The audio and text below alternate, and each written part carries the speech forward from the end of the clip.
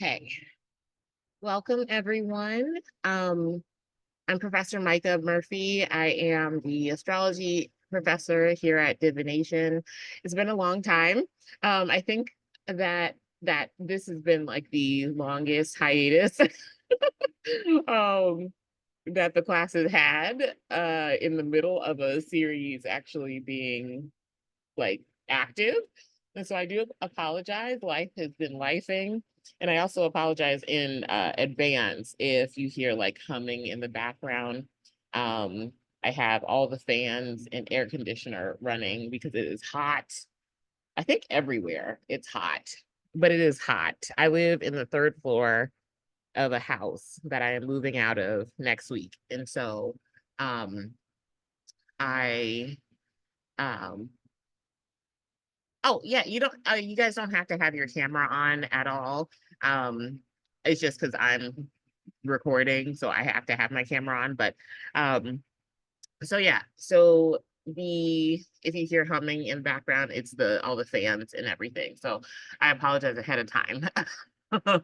But so we are gonna do because it's been, I think, about 2 months.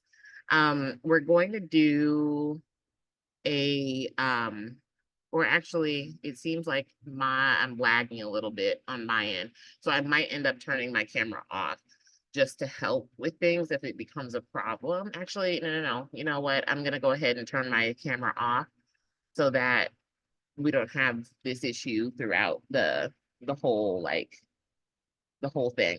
We're gonna do, I'm gonna turn my camera off. No one needs to have their camera on. Um, I'm just turning it off because I'm like, I just don't want anything to lag. And usually I find that if I turn my camera off, things run a little bit smoother.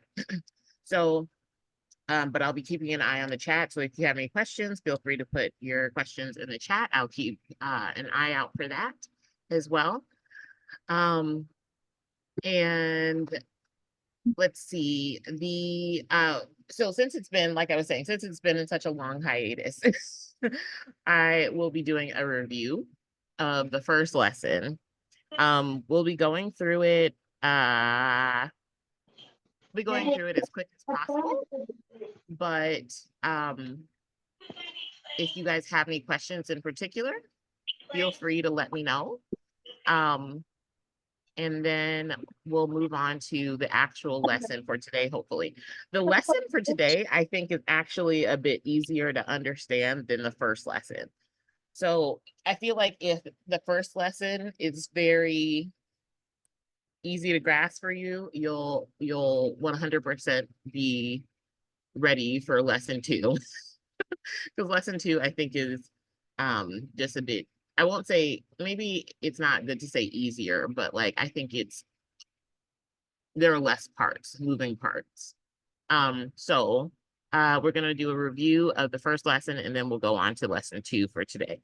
I did send Alex the PowerPoint. And so I don't know if that was posted yet, but if it was, you can follow along. If not, you can just follow along with my screen. There's not a handout. Yeah, I'm happy to have everybody here today. So let's go ahead and get started. Let's see. Let me start this slideshow. Okay. So we're gonna do, it's funny that it says the class starts with a review and this is lesson one. So we'll do, this whole class is a review, but we'll do vocabulary, intro to the outer planets, transits, and then transits in the birth chart. So just as a review from the initial astrology course, the building blocks of astrology, the GEMs, if you will, we covered the gender. What does that mean in astrology as far as masculine and feminine? Masculine is more outwardly expressed, and it's also a bit more literal. And whereas feminine is a bit more about it's a bit more subtle and possibly more like symbolic or metaphoric. It's not as outwardly, it's more internally expressed. Also, masculine is usually more about going after things, where feminine energy in astrology is more receptive. Think about like in the tarot, you have the wands versus the cups suit. That is very much masculine versus feminine energy. The E is going to be the element. So we have water, air, fire, earth in astrology, where we have the uh, fire as kind of being the spark, the inspiration, the um, what I guess can seem as more of a more action driven kind of energy, but I think it's a bit more intuitive and creative, and just and it's just in that masculine energy. And so I guess that is what makes it seem a bit more just more action oriented. But I think personally, um, if we look a bit deeper into that, Earth is going to be where action comes in. Earth is receptive, it's feminine, um, and it's going to be a bit slower moving as well. And it is where we see like material things come in, like money, our physical body, things of that nature. Water, intuitive, very much emotional, or just intuitive as well. Diving into the unseen. Um, and then the last letter, there we go, in the astrology gems is the modes. We have cardinal. Oh, wait. Let's back up. I forgot air. My bad. Air is going to be where we get communication, where we get things like groups of people and just kind of like ideas, um, networking. Let's see, what's something else? Um, Intellect. All of those things are more air based. Air is a masculine energy. So we have the two feminine energies in astrology, which would be earth and water. And then the two masculine energies, which are going to be air and fire. Modes are going to be cardinal, uh, mutable, there we go, and fixed. Cardinal energies are going to be the four signs: Aries, Cancer, um, Libra, there we go, and Capricorn. These are the four signs that actually signify the first, fourth, seventh, and the 10th house, or not necessarily signify, but we think of those kinds of energies when we think of those houses. They're very reminiscent of those houses, not the same. So just keep that in mind. We have those are the cardinal energy signs are going to be the ones that create change or make something happen. They create action. As we talked about, we'll talk about that a little bit more when we talk about the 12 houses. We're not going to go over like all 12 houses today for like a review, because I do want to get into actually this lesson. But I do want to go over the review a little bit since it's here. And then we have the fixed signs, which come right after the cardinal signs. So when we have like Aries season, the next season that we have is Taurus season. Taurus is a fixed sign. So fixed seasons always come after cardinal seasons, because they're uh, taking that cardinal energy and they're building upon it. So it's like building momentum. So like think of cardinal energies, or like when a train goes from um, being at a stop to moving. And then when it picks up speed, that's when we're in fixed energy, because there's very little chance of slowing it down, because it's speeding up.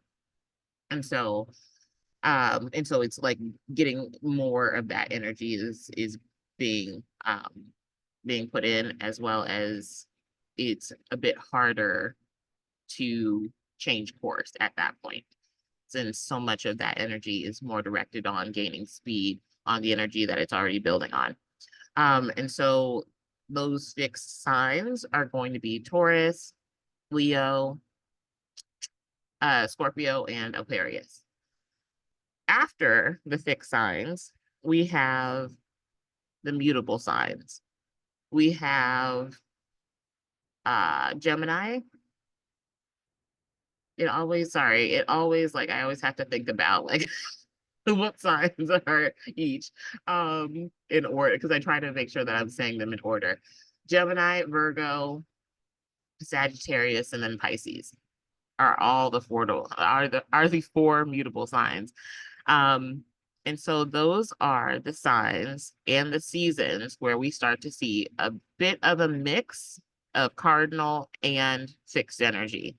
Mutable signs take on the energy of the cardinal or of the fixed sign that comes before that sign and the cardinal energy that comes after that sign. So let's take like Gemini, for instance. Gemini is Gemini because it takes energy from Taurus and Cancer. And then you put those together and you get Gemini. They're the transition seasons slash signs. So like think about when we have Gemini season. It's not quite summer yet, but we are starting to see things go from nice and cool and like, very comfortable almost from like, like kind of like a little bit rainy, maybe a little humid because it's still spring to it's starting to like, maybe 50 degrees to it's starting, you'll have a couple of days that are like in the 70s because it's starting to amp up heat because Cancer is the summer solstice, where we see the action of, okay, this is like the actual change that is happening. And so that is the modes. So there is a list of planetary significations, rulerships, energetic opposites, and retrograde meanings, all in the intro course or the beginner course. That is all up on YouTube, and I do believe the handouts are on the website. I would definitely say if you can go ahead and get those significations or those handouts handy. If you already have them, that's great. But if you don't, I would go ahead and look into that either after class or um like yeah if you can find them now, if you can multitask, then then you're better than me. But I do believe that they would come in handy for this lesson, only because we'll be talking about the planets in lesson 2 a bit more, and I did not do like I didn't do a more exhaustive list. It was just like a couple things. So when we talk about annual perfections today in lesson 2, that that planetary significations list will come in handy. Rulerships are basically when you're, say, a Sagittarius rising, and we talk about the first house is your ascendant. Rulerships mean we're asking what planet rules that house. And so for the first house, Jupiter would be the ruler of Sagittarius. Therefore, the ruler of your first house, your personal first house, is going to be Jupiter. And then we do the same thing for the second house, which would be, in that case, Capricorn. We ask what planet rules over Capricorn? Saturn. Therefore, Saturn in this person's chart rules over the second house and all of the things that the second house means. Okay. Energetic opposites are going to be any like the luminaries. So luminaries are the sun and the moon. The sun and the moon are always, their energetic opposite is always going to be a Saturn ruled sign. So like we have Leo, which is ruled by the sun. So therefore the energetic opposite is going to be the traditionally Saturn ruled sign of Aquarius. Aquarius is traditionally ruled by Saturn, and then it has a modern ruler of Uranus. But for the purposes of the class where we learned all of this, we were just talking about like Sun through Saturn rulerships. Then we have like Mars is the energetic opposite of Venus. Jupiter is the energetic opposite of Mercury. Okay. Retrogrades are going to just either turn the planet's significations inward, or they are going to hinder the planet's significations in some way, shape, or form. So like when we have a Mercury retrograde, Mercury is about communication when it's doing, its thing. But when it's retrograde, we usually have issues with communication. When Venus is retrograde, can be about Venus. One of Venus's significations is about money and the things that we earn, the things that come to us. When Venus is retrograde, oftentimes what we'll see is people are having a hard time coming into money, or a hard time finding a job. They're having hard times like finding resources, essentially. And so then we talked about day and night charts and planetary sect. That I will say you would need to just go back to the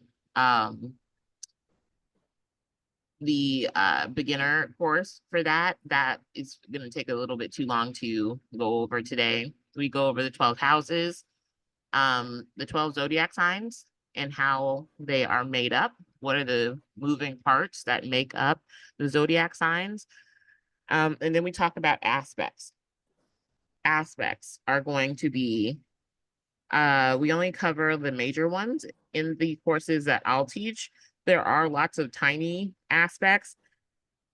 Oh, I won't say tiny, but smaller aspects. I don't want to hurt the aspects' feelings and be like, oh, they're tiny. But they are smaller. And I just find that the reason I don't work with them is because I find that they mean essentially the same thing, just on a smaller scale. They're doing the same thing essentially. And so to me, they're just a bit redundant. But if you love to know what a semi-sextile is, knock yourself out. There are books that do cover it, but I won't cover them in this course, only because it's not something I practice. But the aspects that we did cover were the conjunction, when two planets are in the same sign together, or when they're in two different signs, but within an 8-degree range of each other, or what we call an orb. So we'd say an orb of 8. So say you had Mercury at 0 degrees in Capricorn, but then you have Mars at hold on, I have to do math. Hold on a second. But then you had like Mars at 22 degrees of Sagittarius. That would still be a conjunction because it's within an 8-degree range or orb of Mercury in Capricorn. It'd still be a conjunction, and you just mush what those two would mean on their own. You mush those together. It's easier when they're to interpret, I think, when they're in the same sign, because then you don't have to worry about what one means versus the other. But the beautiful thing about astrology is that all the signs build on each other. And so we would just interpret what Mars and Sagittarius is trying to say, and then what Mercury and Capricorn is trying to say, and we smush those together and create a interpretation, basically, in that example. But if both Mars and Mercury are both in the same sign, it becomes much easier because then you only have to focus on one sign energy and then and just worry about what are the planets talking about. Then we have, for the next major aspect, we have a sextile. Sextiles, I like to call them the besties of the zodiac. They are in signs that are not the same. However, they are compatible. So like Capricorn and Pisces is an example of a sextile. It's a earth and water. They're both feminine. The modes are both, not the modes, Jesus. Not the genders of both those signs are both feminine. And so they are both going to be able to share that in common, but they are not the same sign. So they're compatible, but because earth and water are harmonious together, but they're not the opposition of each other. but they are different nonetheless, and they are in compatible elements. And so they work together, just doing two different things. So they're different, but they can work together, and they add something to each other. They both bring something to the table. Let's see what else. Oh, so then we have the sextile. So all aspects will have that same kind of orb kind of thing, like looking at the range. Um, it really depends on what you decide to practice if you look at orbs or not. Sometimes I do, sometimes I don't. It really depends, honestly, what I no, let me not say that. I will look at orbs if I am trying to decide or when I'm trying to see when is something going to become more important or more relevant or a bit more pronounced, is when I'll start to look at orbs. Because when two signs or when two energies are in two different signs that create a sextile, energetically, they're in a sextile. So, like, if we had planets in Capricorn and planets in Pisces, automatically, I don't care what degree they're in, individually, they create an energetic sextile because they're in Capricorn and Pisces. But the closer that they start to get to each other is when whatever we're trying to interpret will probably become a bit more pronounced. Or when, if we're looking for when something will happen, then you can look at the orb. If you're just trying to figure out the general energy of something, look at the energetic aspect of the actual signs, and you don't have to pay too much attention to the orb. The other aspects are going to be the square. A square is 90 degrees. It is two planet, or not two planets. It is two energies that are the same mode. So let's say we have two fixed signs, but they are in incompatible elements. So like Aquarius and Taurus create a square. They're both fixed signs. However, air and earth do not go together, or they're not harmonious, and they create a square. If you're a math person, it's a 90-degree angle. I believe if you're a math person, then the angles for a sextile would be like 60 degrees. And then we have the opposition, which would be 180 degrees, which is the signs right across from each other. These are always going to be this is why we also talked about energetic opposites. They are going to be planets that are, or not planets, signs that are of the same mode. So mutable and mutable, fixed and fixed, cardinal and cardinal. And they are both compatible elements. So like Virgo and Pisces, earth and water, they do go together. However, Virgo is across from Pisces on the wheel. But they are not like a square of each other. So you can find oppositions lots of different ways.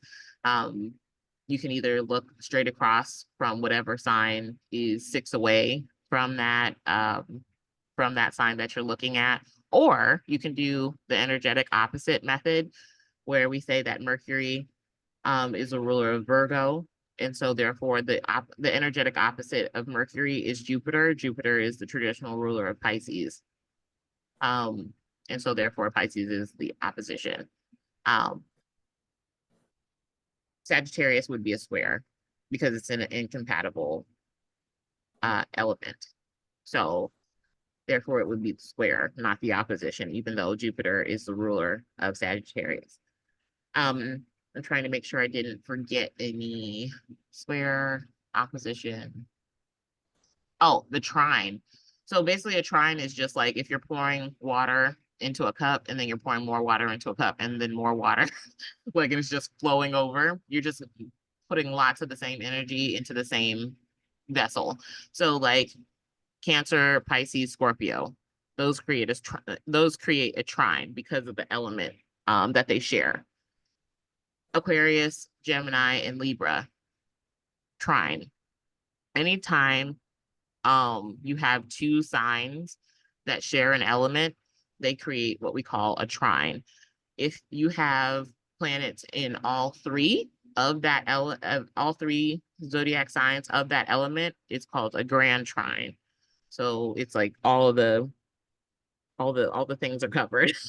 So I remember it especially because I'm like there are three signs of each element. It's trine, so I think of it like a triangle. I'm pretty sure that's where that word comes from, but yeah, that's a way you can remember it.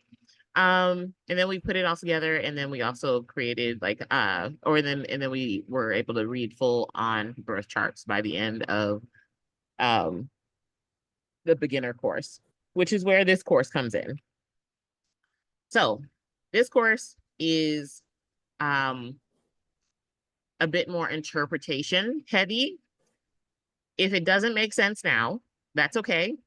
The I think one of the best ways to understand astrology is to just kind of dive in head first and then just immerse yourself in the language, because astrology very much is a language. And you can and things will start to eventually make sense. Let me double check because I can't see the chat in this full blown in this full view. So let me trines are going to be 130. Hold on. Let me ask Google. 1 second. Uh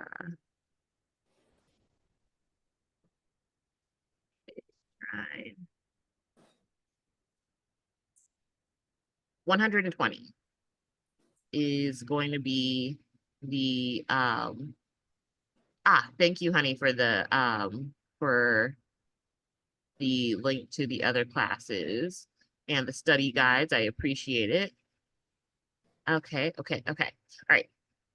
So, yeah, so this is going to be the vocabulary. So astrology is its own language. So if it doesn't make sense now, um, keep listening. Eventually, it'll start to make sense. I'm not going to promise you, no problem. I'm not going to promise you that it'll start to make sense today. Like, but eventually it'll start to make sense. Especially if we can get to lesson 2 today. So, because I was trying to figure out actually if I should start with lesson 2 and then just double back. But I do think it would be a good idea since we go over the planets and some of their history. But I'll go over like a quick I would go through this slideshow really quickly so that we can get to lesson 2. And then if you would like a deeper dive into this lesson, the video for this lesson is up. So, okay. So we have the vocabulary, which is essential dignities, accidental dignities, what a native is, birth chart, transits, and luminaries. I'm not going to go over this today. Read this on your own because I want to go ahead and get to the actual the outer planets. So we have a little bit of history on Uranus. Uranus moves at approximately 1 minute of 1 degree every day. So it moves very slow. It spends about 70 years in each zodiac sign. It takes about 84 years to make a complete full zodiacal cycle. So if it is in, so Uranus is in Taurus right now. So say it were to leave Taurus tomorrow, it'd be back in 84 years. Hopefully you're alive long enough to see it again. So um, then we talk a little bit about how Uranus got some of its significations. There is a debate going on that, I mean, I think it's one of those like debates that will always probably be a thing about how the planets got their significations. Is it because they truly mean those things, or is it just because that's the meaning that we gave them? So a little tidbit of information there, because we'll see with all of the outer planets in particular, that's how they were given their significations. And they seem to, but sorry, I was about to go into 2 different thoughts at one time and my mouth could not do that. So, so we see that the meanings of these planets were given to them because of what was happening at the time that they were discovered, or around the time that they were discovered. This is why astrology is always growing, and why I can never come up with an exhaustive list is because we're always getting new significations, because new things are always happening. And so therefore, astrologers are constantly attaching these new things to what they think would be the appropriate planet. So I'll never have an exhaustive list. I can give you a very long list, but I highly suggest that you Google and also make your own observations as well. Um, and just like reflect on your own, because I'm like, there are things that I haven't seen on the internet, but I attribute to certain planets on my own, in my own practice. But so I'm not going to go over all of these, but I'll read over the signification. So because of all these things that were happening around the discovery of Uranus in which was March 13th, 1781, the significations became revolution, rebellion, insurrection, global and environmental catastrophes, invention and innovation, as well as breakthroughs. It's the modern co-ruler of Aquarius and shares significations with the 11th house. It is not the same as the 11th house, though. So just keep that in mind with all of the planets, especially the outer planets. Neptune was discovered September 23rd, 1846. This is what was happening around the time that it was discovered. And so it became associated with mystery, idealism, compassion, mysticism, intoxication, and as well as drugs, anything that was liquid. Poseidon and the oceans and spirituality. And a little fun fact, it also is associated with horses. So, and I always get that question is why? Is because Poseidon, I guess there was like a horse thing with Poseidon. I was like, I know mythology, but also like I have never taken the time to actually like I do believe he was like the god of horses, or like there was some sort of connection there with horses. And so that therefore Neptune also became associated with horses. So therefore we have that signification there as well. So let's see.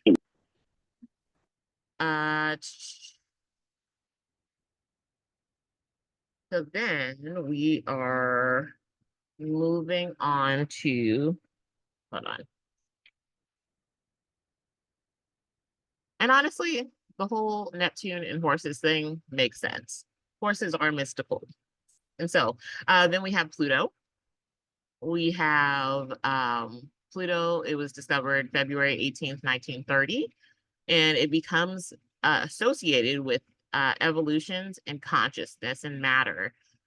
Hades, as well as riches, Pluto's name meeting, as well as greed, wealth, what is hidden or underneath, underground, criminals, crime, corruption, and scandal and power. All of the outer planets were thought of as evil at some time. And then like it was just really weird. And this is like just kind of like a fun fact is that they were all thought of as evil until we started to study them more. And then I feel like this is such a testament to like the men in particular that were studying these planets, because they were like, oh my God, it's evil, because we didn't know about it. And then it became like the exact opposite the more that we studied them. And they were like, oh, only really evolved spiritual people can work with these planets, which I feel is like the most pretentious thing ever. Like, so just a little fun fact about the discovery of all of the planets. They were all thought of as like evil, and then men were like, "Yeah, this is only for very highly advanced spiritual people to work with." Um, that just tickles me every time. But anyway, so transits. We are always in transits because the planets are always moving. You can take time to read all of this on your own time, I'm gonna just summarize a lot of these things. So transits are basically when we see a planet that is currently moving, and it can make aspects with the snapshot of your birth chart. So your birth chart is just a snapshot of the planets that were transiting at that time. So let's say you had Mercury in Leo when you were born, and that's part of your birth chart. That is a snapshot of where Mercury was when you were born. We now currently are in a Venus in Leo transit. So Venus in Leo would be transiting your Mercury in Leo at some point during its time in Leo, because Venus is currently moving through Leo, but it has to at some point touch on your personal Mercury in Leo. That's a snapshot from your natal chart.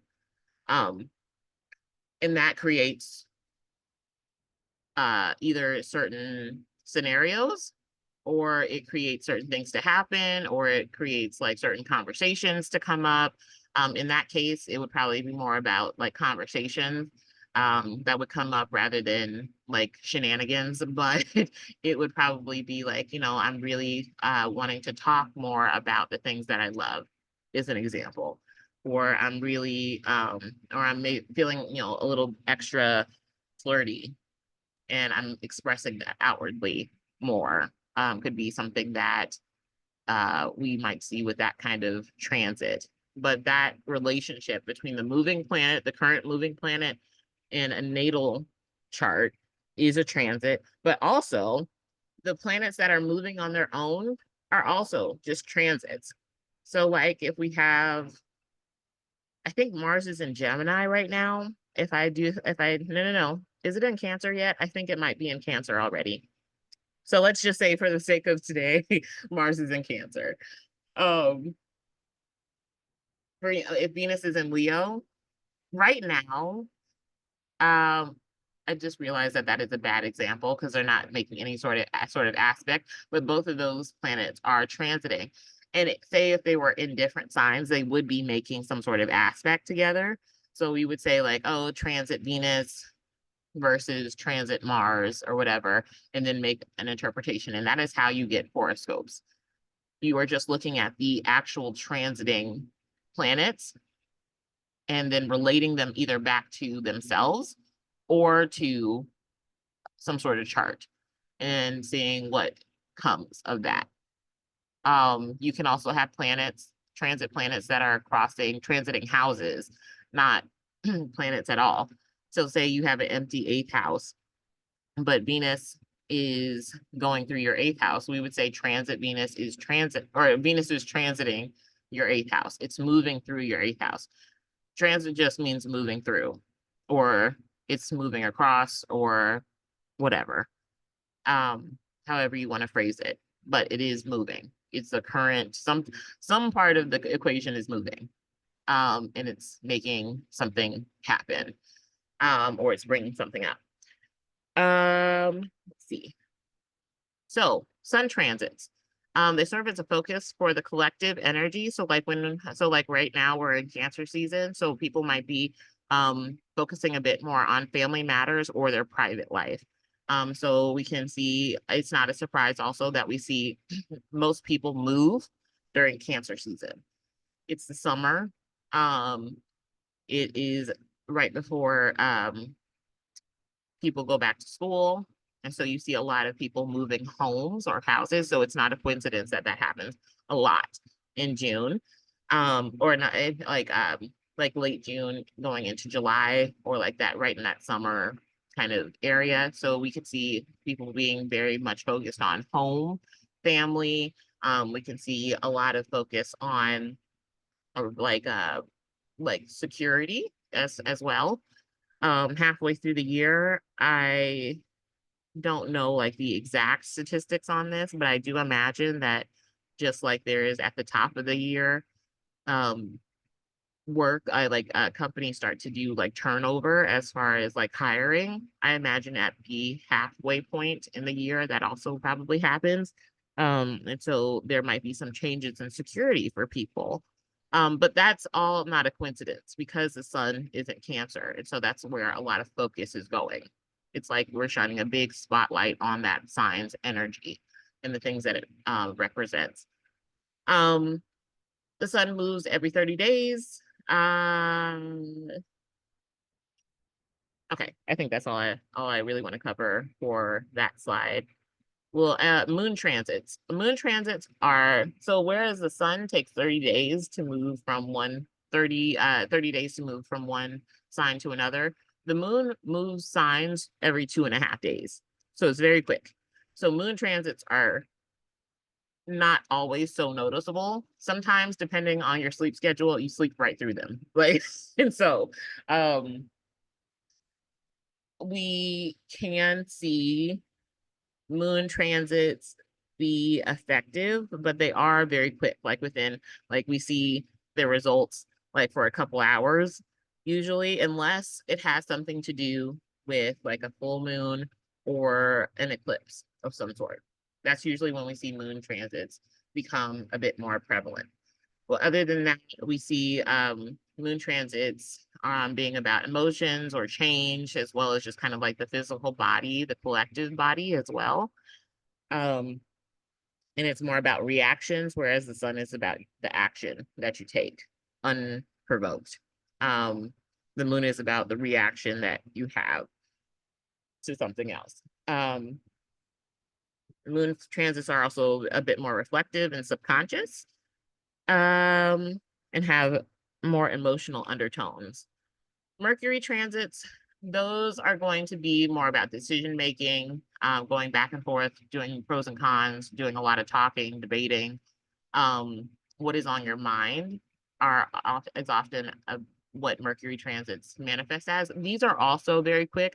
They're not as quick as moon transits, but they'll last it for about a day or two, where they're very prevalent. But these are also really quick transits as well. They're not noticeable, but if you're looking, I guess it's subjective. If you um if you're, I guess it depends on what you notice. Um Mercury transits have a lot to do also with like maybe what's being talked about in the news or in the media as well. All of those would be Mercury transits or what's being talked about. We have a question. We have, I always forget this question. How many Mercury retrogrades do we have per year? We have three, I do believe, but let me double check that. Uh, Mercury retrogrades.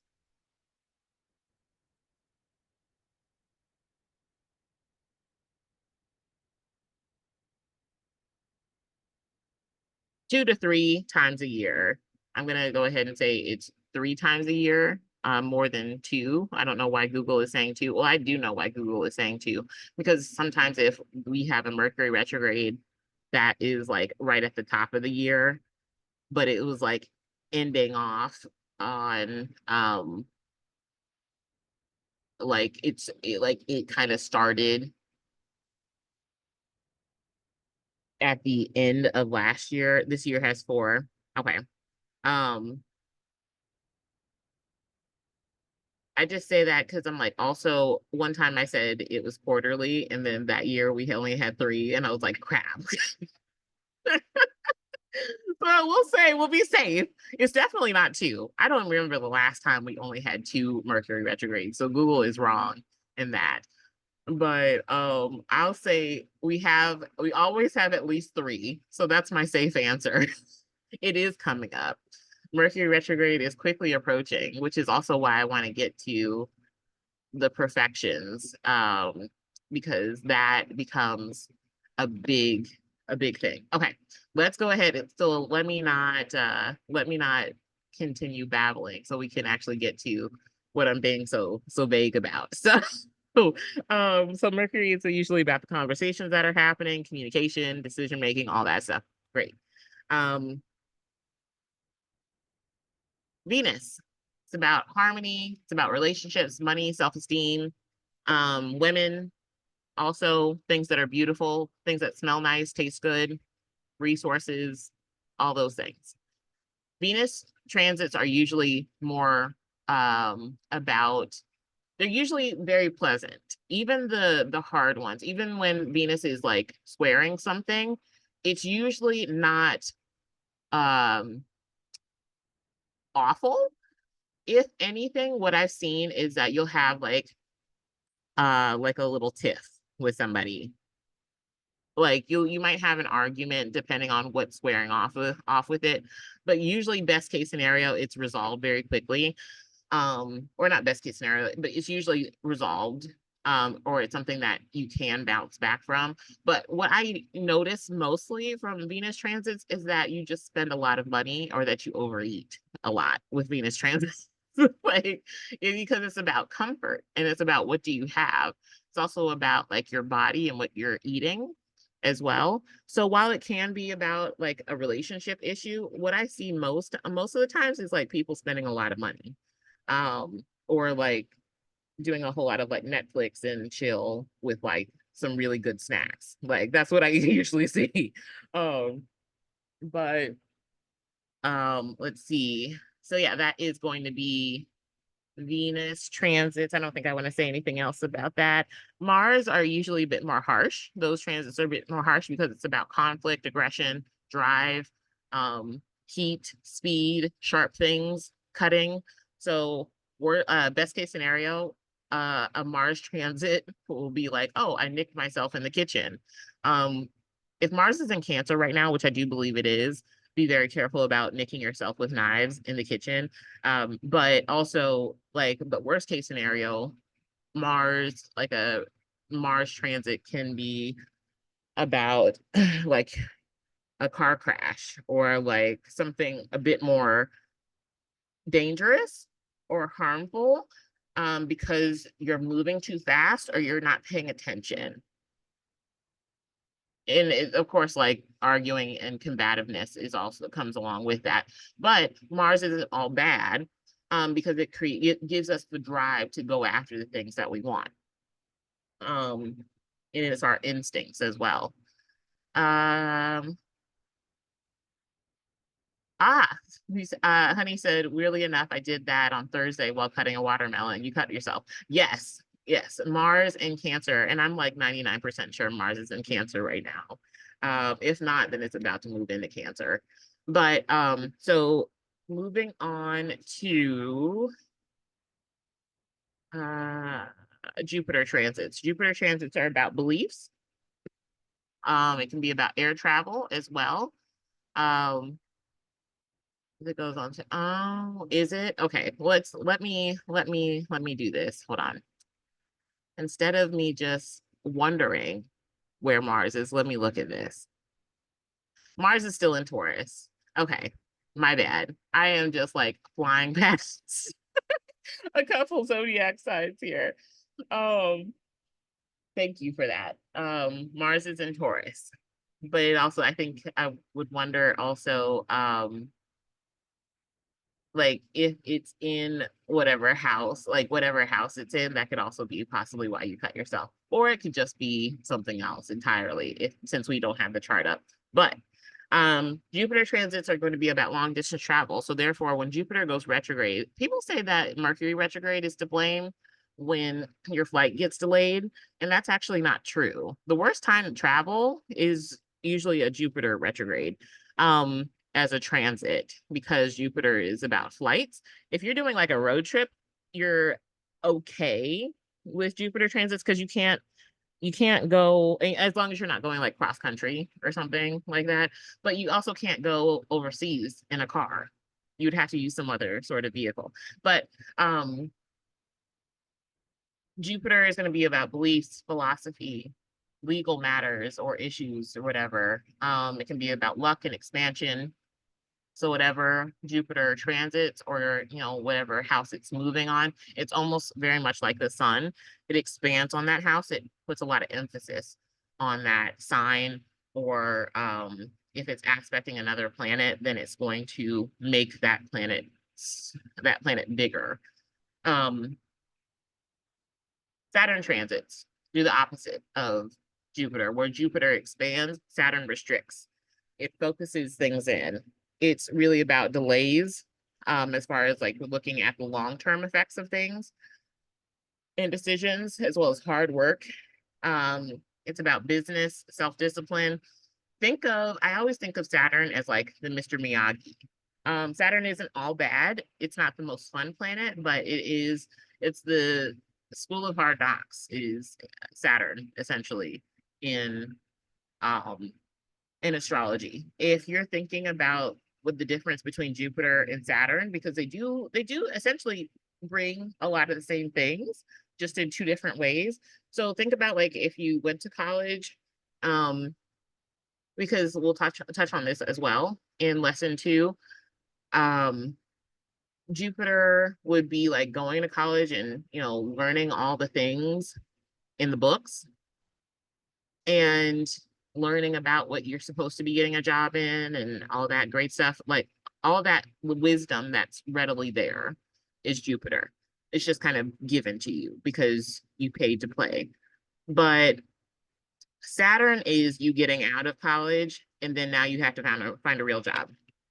And then you find a job, but then you hate it. And then you're sitting on the couch eating ramen, possibly just kind of being like, what the fuck do I do now?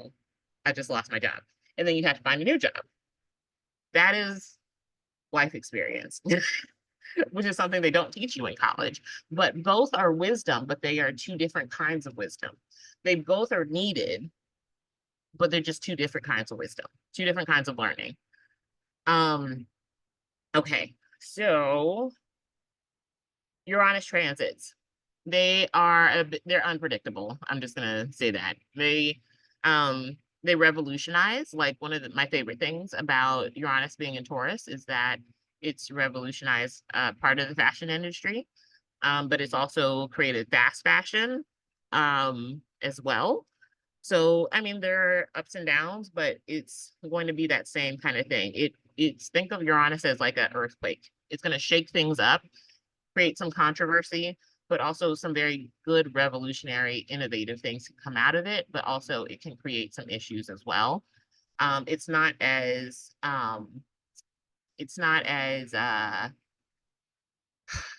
it's not structured as Saturn. And so therefore there can be a bit of a lack of integrity that comes along with Uranus because it's just unpredictable, honestly. So let's see. Melissa says she's going through a Uranus opposition. Good luck. I don't I don't know if I know anybody that's currently having a Uranus opposition, but my moon, Uranus is currently on my moon, and I'm like, when is this over? Because because Jesus Christ. So I I feel you, Melissa. Having a Uranus opposition, I imagine it's chaos, but like also could be fun, but also could also potentially just be like a shit show as well. It could be like both, honestly, which I feel like is very very ironic. Very honest. How long is it?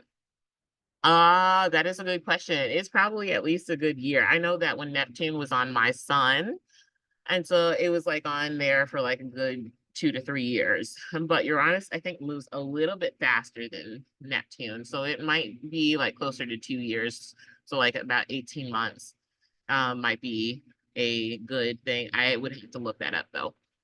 Um, let's see, because it also depends on what degree is it? Because then the question becomes, is it going to retrograde over the point of opposition again? If it retrogrades over, then that creates more time than that the opposition is going to last. But if it just flies over it and then it retrogrades later and it's not even going to touch that trigger point again, then you're done with it, maybe like within a year, and you're not feeling the effects anymore. So it really all depends. Let's see, Neptune transits. You lose the plot in Neptune transits. You will see this also with 12th house transits, is that you just kind of lose the plot. things become very hard to see the truth in a situation. But you can also see some things like isolation, like daydreaming, you know, the good things also, like being more creative, being more in touch with intuition, or getting more into spirituality and exploring psychic gifts. All of those things can come from Neptune, but Neptune is not the best for being realistic. Right? And so um, with Neptune transits, you can often see like, let's see, I'm thinking, I mean, technically, we're going through one huge Neptune transit now, especially since Saturn and Neptune are both in Pisces right now. But it's essentially, it's like, so think about like the negative part of Neptune is all of what we are going through right now, with Saturn and Pisces. Saturn and Pisces would inhibit Pisces or bring out all the worst parts of Pisces. So there can be issues like there's a whole lot of group thinking going on, a lot of hive mind, but there can also be a huge movement of people being compassionate for another group of people, especially if it's overseas, which we're seeing a lot of right now with Palestine. There's this huge movement to not forget or to not stop talking about what's happening over there. The other thing that we can see is a rise in um, addiction, like with drugs or with wanting to escape reality. That can also be like a very much Neptune thing, but we're seeing as well with Saturn and Neptune, especially as we get closer to Saturn and Neptune coming together, because they will eventually conjunct, like the conjunction will perfect before Neptune leaves, or before Saturn and Neptune leave Pisces. Um, but that is something that we can see with Neptune transits. On an everyday kind of thing, you'll usually see Neptune as like um either like, I'm trying to think of like scammers calling you. That's very Neptune. Somebody that you cannot see that is doing some like very behind the scenes nefarious kind of stuff. Pluto is crime, but Neptune is like crime that you cannot see happening. And it's just very underhanded. And so everyday kind of Neptune things would be like scammers calling, because they're just kind of, you can't see them, but I think we all know, most of us know a scammer. And we just don't pick up now, but they are getting more creative. And I would also say another Neptune transit would be like, if you're like texting and driving, that could be another Neptune transit because it's inhibiting your view of the road or how much you're paying attention. Your mind is not in the present. It's in your phone. And so that can create an issue because the visibility is not there. Um, and there are certain times when, like, for certain signs, and this is more like in horoscopes that I say that, at certain times where certain like rising signs should just be very careful of Neptune transits, like in particular with texting and driving, because it can um increase the issues like with car accidents or things like that. And then another thing with a Neptune transit, like another everyday kind of Neptune transit would be like either getting sick, or like food poisoning, or even though food poisoning, I hope that that's not an everyday thing for somebody, but um, like if you are going through a bad rainstorm, that's a Neptune thing because if you can't see through it, or it's obscuring your view of the road. Let's see. Pluto transits. They're about upheaval, violence, transformation, rebirth, power plays, death, paranoia, defensiveness, and discernment and wealth. Pluto transits, I think, more than often are about power. They can be about obsession as well. What are you hyperfixating on? Is often, I think, what we see a lot of um, with Pluto transits as well. Um, I think Pluto transits are more pronounced on because it can be about those that have power and abuse it. So it can be seen, I think it's more relevant. It's relevant every day, but I think it's more noticeable, like with people in power. So like the government or things like that. But Pluto transits can be all of this. Just kind of being very much on guard, or um, in a positive way, Pluto transits can be about seeing into what is not being said, or like reading in between the lines of something. Um, that can be something we see as well. Then whenever like Pluto moves into one sign or the other, it can create just some sort of change, huge changes in that area or in that zodiac sign significations. Um, so then we have some transit practice. There was really only one thing that I really wanted to talk about with the transit practice. So we won't go through all of these. I'll go through a couple and demo them. But I did want to say, because I can't remember if I said this last class or not, but um we have, let's see, I don't want to use that one. I feel like there's a better thing.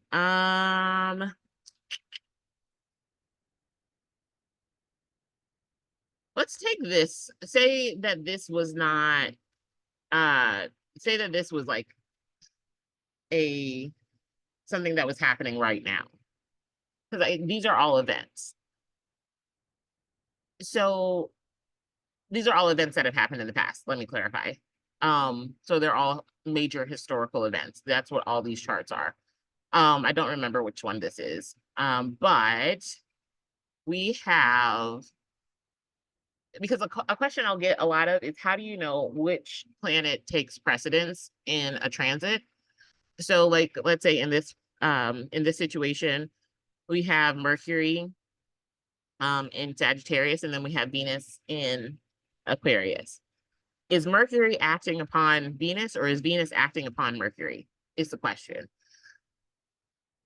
If you just intuitively know, then that's great. But I do get this question quite a lot. And I can't remember, if I'm being honest, why it's important. And I will say, I think that it's just because I've been doing this for so long that I don't remember, and I'm not trying to brag. It's just like, it's honest. Like, I don't remember why this is important. But if you did have this question, I'm going to answer it. So the whichever planet is essentially, so let's say like where Neptune is, if because we would draw a line right down the center of the chart, like right down the center. This is the left side. This would be the right side. Whichever planet is like basically circling down the left side is the one that we are taking into precedence, is the one that's acting upon another planet. So in this case, Mercury in Sagittarius would be acting upon Venus in Aquarius. So we wouldn't say that like when this sextile happens, we wouldn't say that what are two different ways to interpret that?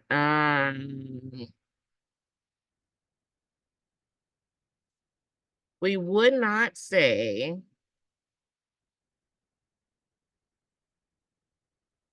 that we would, so something very Venus and Aquarius is about like friends. We wouldn't say Venus and Aquarius were now like saying, oh, because Venus and Aquarius is about friends and valuing your friendships, um, that now we're talking about how much we value our friendships. It would more so be that because Mercury and Sagittarius is acting upon, we're bringing Mercury things to Venus and Aquarius. So what we would probably be a more accurate interpretation is that Mercury in Sagittarius is saying, okay, I'm about travel. I'm about conversations about travel. And so a better interpretation of that would be not that a conversation is happening, is that probably somebody's coming to visit. That's a friend. Or that we can, oops, hold on. Crap, I accidentally added a slide. My bad. Hold on, we have a question. Yes. Yes, look at it counterclockwise. That was a good question, Cecily. Um, let's see. No problem. Yeah, so we would say probably somebody's coming to visit. Because Mercury things, we would take Mercury and Sagittarius's interpretation over. We would put that on Mercury in Aquarius rather than putting not Mercury in Aquarius, Venus in Aquarius's interpretation onto Mercury and Sagittarius. This would be the difference between saying our friends are studying like some sort of law, and the difference between saying our friend is coming to visit. Two very different things. They could be the same, however, they're two different interpretations. Eventually, at least the way that I look at astrology, if you're just extra anal about this kind of thing and you want to get something like on the bullseye, I don't teach that way though, but I'm like, I always say if you're trying to read professionally for people, don't aim for the bullseye, just aim for the board.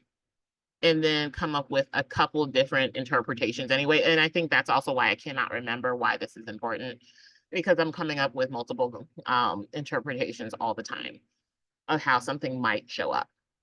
So if you do that route, then I mean, it doesn't matter, I don't think. But I could also see how like it's very different if we're talking about, let's say Saturn was where Mercury is. Saturn is now restricting Venus, whereas the difference between that, Saturn restricting Venus, if Saturn were in Mercury's position, but if we flip that, we're essentially Mercury, not Mercury, Venus is now, it's bringing some sort of value to what Saturn is already teaching. It's the difference between money coming to you and your money being restricted. That is why that's important. So maybe the Mercury Venus thing was a bad example. And I hate having to use like more negative interpretations as as examples, but in this case, it does make better sense because we're wired to remember the more negative. But yeah, that would be probably why that's important, because it does make a difference in that case, because if Saturn is restricting money, or restricting a friendship, it's putting a strain on a friendship if Saturn were in Mercury's position in Sagittarius. But in this position that it's in, Venus is in Aquarius and it would be taking the superior position. Venus is acting upon Saturn in Taurus.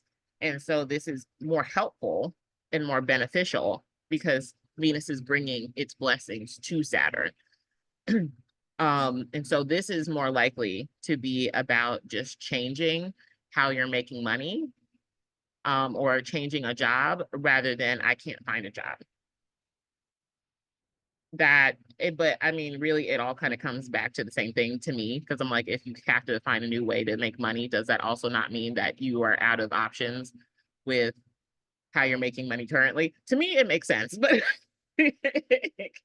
but yeah, so let's go through one of these. Actually, no. I'm going to say, does anybody want me to go through one? If not, the video is online. If not, I'm going to move on to lesson 2 since we are already over an hour in.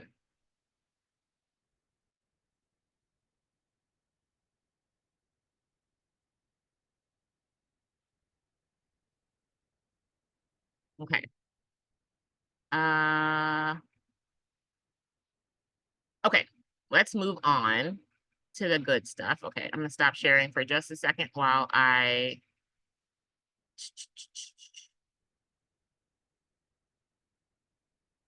let's see. Let's move on to lesson 2. Um, share screen. Okay. So we have lesson 2. We are talking about one of my favorite things because it's oftentimes it'll give you a lot of information in a short amount of time. I start out all my readings with clients by looking at annual perfections. It'll give you a good generalization of what is happening in that person's year. So some vocabulary we need to cover. What is an annual perfection? I'll read out the definition and then I'll tell you like my version of what it is, which is the same thing, but just less words. Annual perfections are use a circular chart similar to your birth chart, divided into 12 equal sections, with each sector signifying a certain astrological house and ruling planet, also known as a time lord. By applying your birth chart info to your perfection wheel, you can get a better idea of the major themes that define your upcoming year. Basically, one house per year that you're alive is now being highlighted, and the things of that house become the plot for that year. So, based on that, that is what an annual perfection is. You can use either one. So basically, every time you have your birthday and you change a new age, there is a new house in your like 1 through 12. Obviously, we're not adding any 13, 14 houses.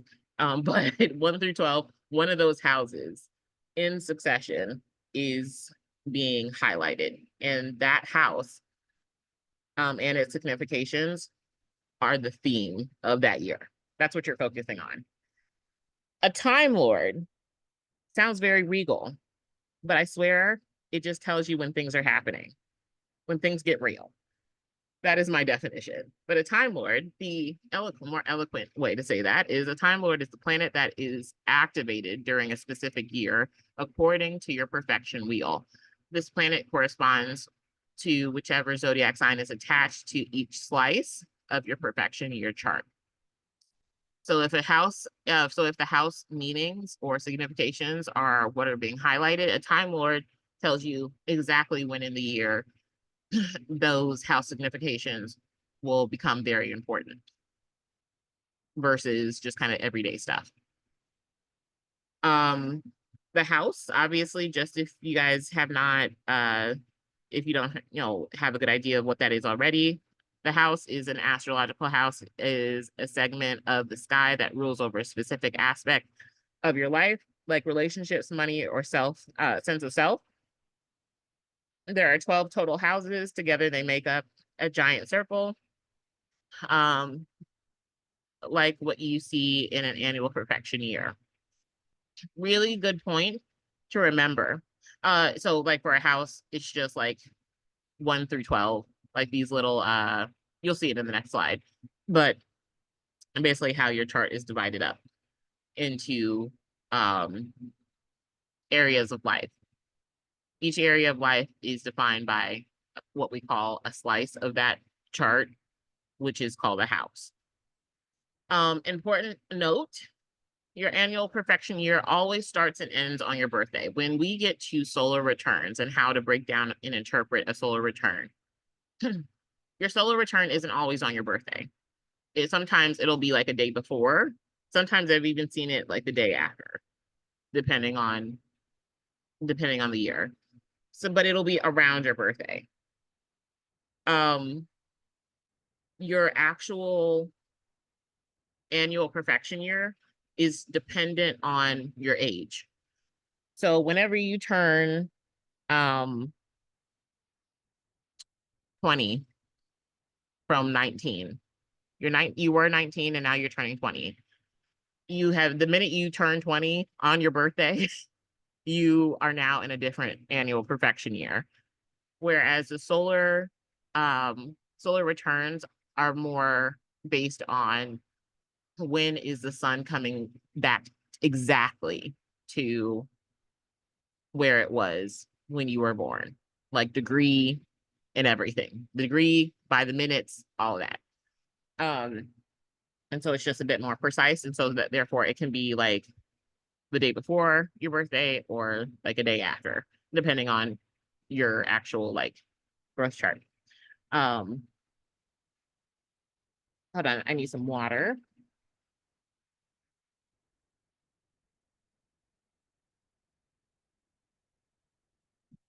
Okay. So, this is an annual perfection chart. So we see that house 1 starts when you are born. When you are straight out the womb, you are in a first year annual perfection house. So any multiples of 12, you're now in a first house year. So when you're 12, 24, 36, you're in a second house year. When you're 1, 13, 25, so on and so on, so on and so on. All of these for all of the ages that you'll be, and hopefully more so than what is pictured on this chart, even though 83 is pretty damn good. All right. So annual perfections tell you the general theme of the year based on your current age. Perfections are determined by two things: the topics of the highlighted house and the Time Lord. Perfections are used with the whole sign house system only. They are not used with Placidus. They are not used with Regiomontanus. They are not used with anything else. Yeah, no worries. Yeah, if anyone has to leave, no worries, no hard feelings. You will catch everything else on the recording. So let's see. So what will the Time Lord tell you? The Time Lord will tell you when the house topics will be activated or will come up in the most noticeable way. So say you're in a 10th house a 10th house perfection year, and the Time Lord of that house is Venus, because maybe you're because let's say Taurus is your 10th house. So therefore your Time Lord would be Venus. Just like when we're trying to find the chart ruler. And we find the chart ruler by saying, okay, this person is a Gemini rising. Gemini is ruled by Mercury, and that is the first house. And Gemini is in the first house. That means that Mercury is the ruler of the first house, but it's also the chart ruler. You can see more of that in the beginner course. We do cover that more in depth. But essentially, you're just doing that for all of the houses. And so you need to know the house rulership, how to discern the house rulerships. So back to the example that I was saying. For the Time Lord, to find the Time Lord, you do the exact same thing. Let's say somebody has Taurus as their 10th house because they are, what would they be? Because they're an Aquarius rising. So they have Taurus as their 10th house. Venus is the ruler of Taurus. So therefore, the 10th house would be ruled by Venus, which means that Venus is the Time Lord of the 10th house. So that means Venus is the Time Lord of that year for them, if they're in a 10th house perfection year. So we really want to pay attention to Venus to tell us when will things for our career or whatever else the 10th house means, when will that come up in the year? Like, because we're living our lives and doing all the things, but that doesn't mean that every single day something in our career will happen, something relevant. But whenever something happens with Venus, will tell us when something will happen that's significant with that has to do with the 10th house subjects, or when we need to start paying attention. Because the house topics are activated and triggered through the Time Lord, oftentimes when this activation happens, it is expressed through things of the Time Lord. So let's go back to that example of Venus being the 10th house Time Lord for this person that's an Aquarius rising. They would then need to so let's say it's about career, which is a 10th house thing. So it might be, since Venus is the Time Lord, something might happen having to do with their career relationships or with money having to do with their career. That could be a lot of different things depending on what else is happening during that time. So it could be like they get a promotion or they are changing a career. But that doesn't happen every day. But Venus would tell you maybe when that would happen.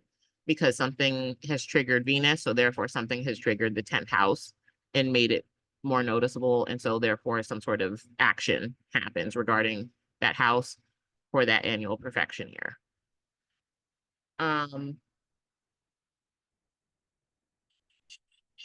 okay, so we're gonna go over Time Lords first, and then we'll go into the houses. So for Time Lords, for the sun, some topics. Again, you can find like a longer list of all of the planet significations in the beginner course with the handouts. But some topics that would come up with the sun as a Time Lord would be identity, vitality, responsibility, or duty, because the sun represents kind of like the star or the focus. And so therefore there is some sort of undertone of responsibility, but more so the sun is usually more about like creativity or like just kind of being very more like self-centered, not in the negative way.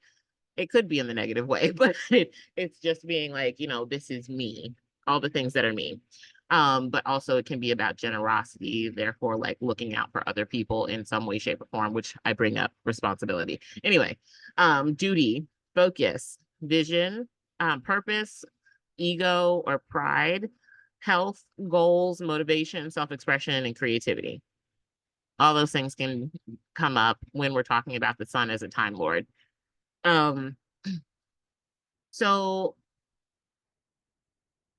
if you're in a perfection year that has the sun as its Time Lord, you want to pay attention to solar eclipses, what is happening around solar eclipses, because that will tell you that something's about to go down in those years. As someone that's not too far removed from being in a solar eclipse year for perfections, I will say that those are usually more positive than like the lunar ones. Or they're like, let me not say it's positive, because I don't want to make it sound like the moon, like the lunar ones are like awful, but they are usually a bit more laid back, less noticeable. You usually still have a lot of energy, things like that. But you want to pay attention to first and foremost solar eclipses. And whenever the sun is making some sort of or whenever like some sort of planet is making aspect to your natal sun, that is like the second, like, because wrote all of these like in order of importance. So solar eclipses would be at the top. Whenever any planet, any transit planet is making an aspect to your natal sun is also important. If so, the sun is your Time Lord for that year.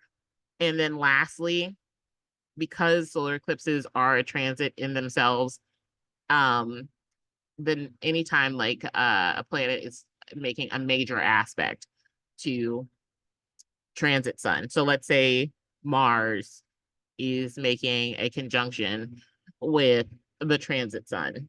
So both of those are transiting planets.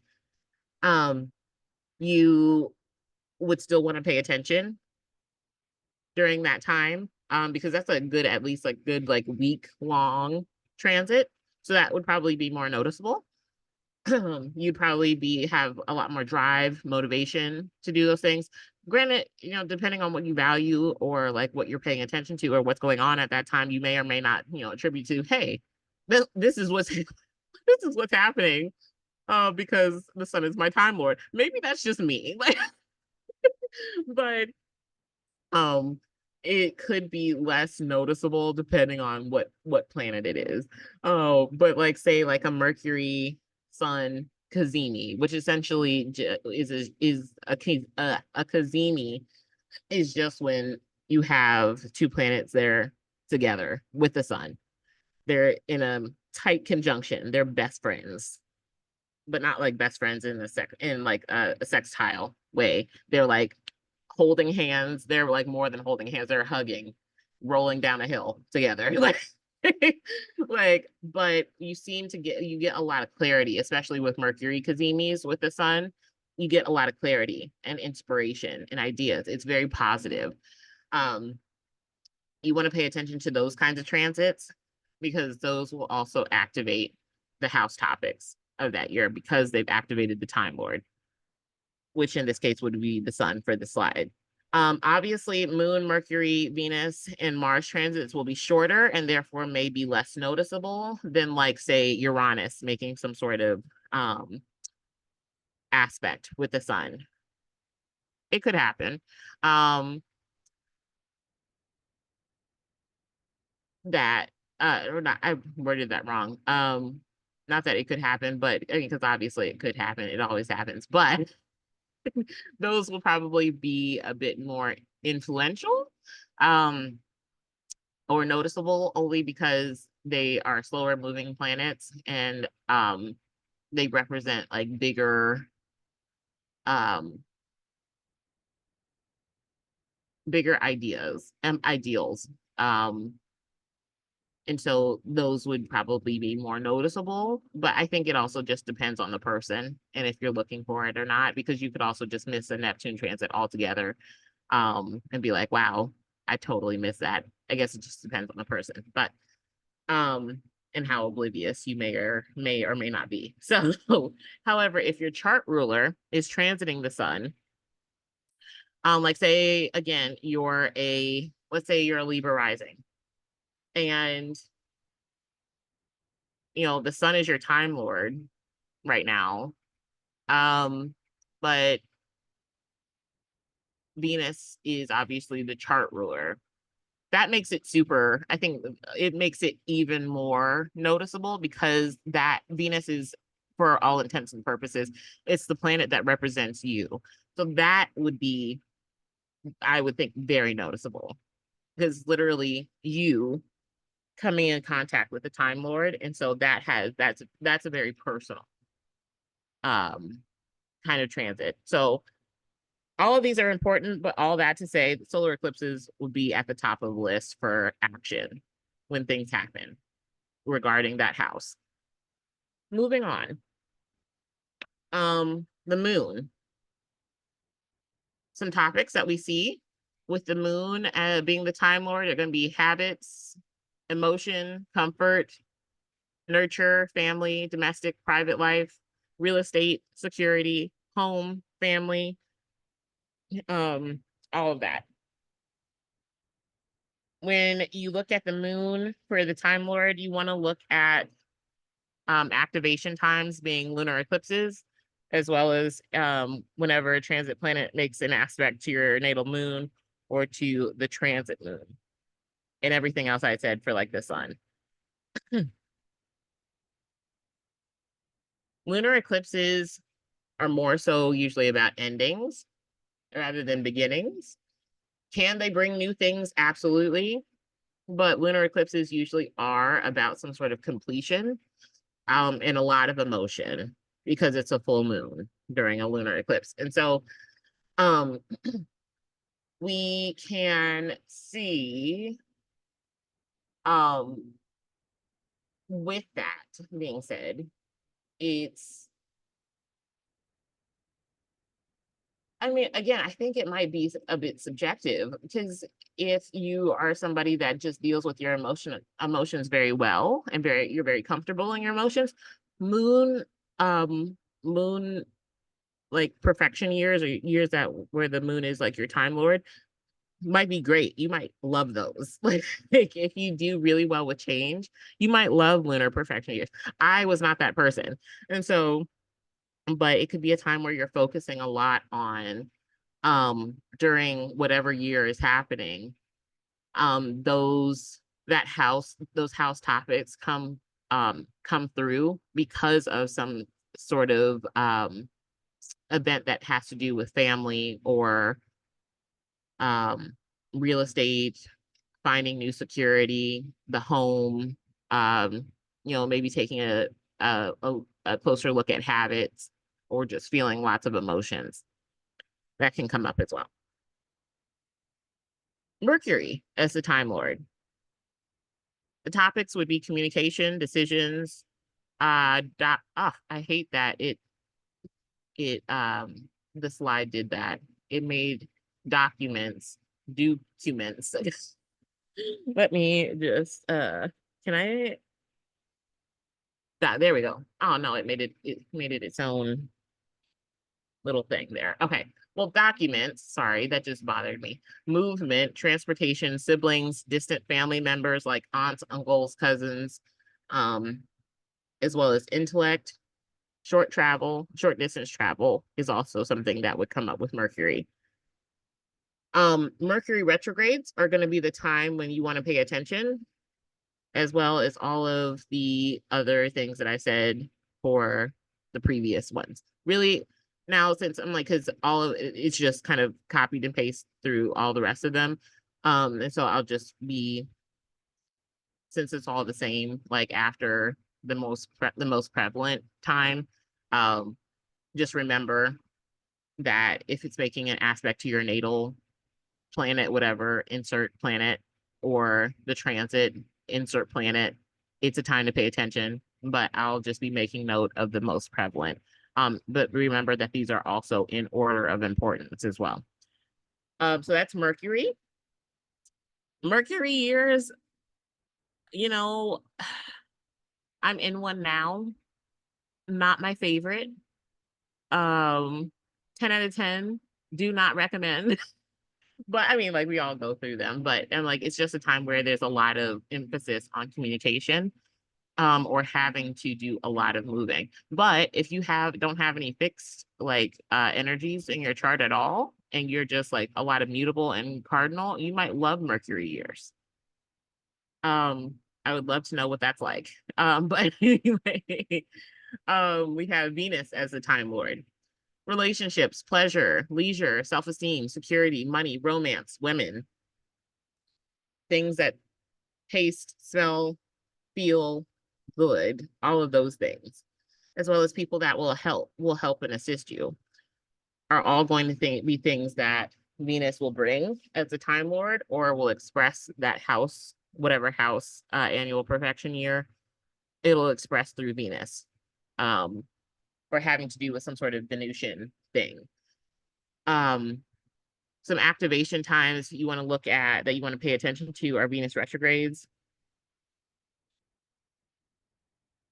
For Mars, it's about drive, motivation, conflict. It's also your instincts. Ooh, I meant to add things. I did not do a complete list of that. Motivation, conflict. It's also about your instincts.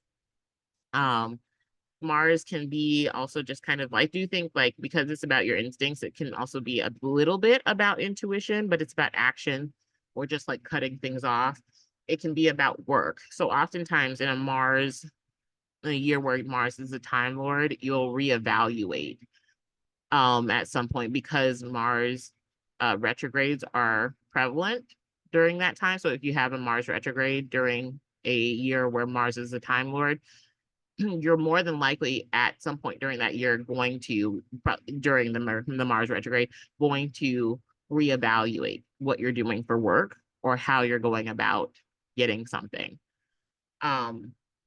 Just like for a Venus retrograde, you'll probably reevaluate what do you value. You'll reevaluate your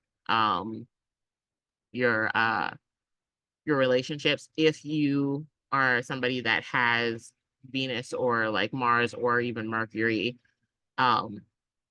retrogrades during that year. You'll always have people that have Mercury years will always have a retrograde, but not all people have like a Mars year where a Mars retrograde is happening. Not all people have a Venus year where a Venus retrograde is happening. Those people are the lucky ones. So, for Jupiter, we have beliefs, expansion, travel, blessings, higher education, legal issues, generosity, and wisdom. You want to look at Jupiter retrogrades. You'll probably start to reevaluate some sort of belief system. Belief systems aren't always spiritual. And I think that's something that I have seen a lot of personally, but also like in that clients will often miss with Jupiter, is that its belief systems aren't always about some sort of spiritual or religious belief system. It can be about like, what do you believe? Like, do you believe in yourself, or do you believe in like how do you believe that something like money is made, or how do you believe that you go about, how do you believe that the world works? or how do you believe that the world should work? That's all a belief system. So I did just want to say that because I think a lot of times it's thought of, because Jupiter does have a lot to do with spirituality. Sometimes that it's always like belief systems, it's always mean spiritual belief systems. It's not always that. Um, for Saturn, restriction, hard work, reputation, long-term goals, earned and learned wisdom. Saturn retrogrades are going to be when you want to pay most attention, as well as do all the hard work. um, Saturn retrogrades in particular, I think it's like I always like attribute it to like when the boss goes out of the office for like a 4-month vacation, and then they come back and they want to know what you've gotten done while they were gone and weren't cracking the whip over your shoulder. Now they want to know what have you got done. And so those can be times where you need to pay attention or you need to be most consistent. Let's see. We did not, let me make this note because I didn't say this before. So with Time Lords and annual perfections are something that is not practiced in modern astrology, because modern astrology has taken on more of like a psychological emphasis, whereas Time Lords and annual perfections and all of that are seen more as like being related to more ancient astrology that were more focused on just kind of like events happening rather than the inner workings of somebody's mind. And so for that reason, we don't have the outer planets being Time Lords. Can you put them as Time Lords? Sure. You can add, like, when you're having a year where Scorpio is like your 6th house, you can take into account where Pluto is also retrograde. That is also going to be a very prevalent time where you probably need to pay attention, as well as Mars retrograde. You could do the same thing for, like, if you're a Pisces year, you're like in a year that has Pisces as the zodiac sign in that house. Neptune retrograde would maybe be a time where you really need to pay attention to what's happening during that time. Let's see, I'm making sure I'm not, or like Aquarius also. You can look at Uranus. It's just not covered because annual perfections are more something that's with attached to ancient astrology, where they did not look at the outer planets because they weren't discovered yet. In modern astrology is where we see more integration of the outer planets. Also, just a little tidbit for the outer planets. I think I might have said this in the beginner course, but I can't remember. For the outer planets, when you put them into transits and you start reading them. No, I did not say this in the beginner course because we hadn't talked about them yet. We kept outer planets for this course. When you look at outer planets and reading them in transits, usually you really want to just look at them if they're within 3 degrees of an angle. So like if I'll use myself as an example, I'm a 21-degree Capricorn rising, and I have Neptune at 18 degrees of Capricorn. Neptune is pretty darn significant for me because it's on an angle. It's on the angle of my 1st house. So, but if it were like in Sagittarius somewhere, like at the beginning of Sagittarius, I would not look at that at all.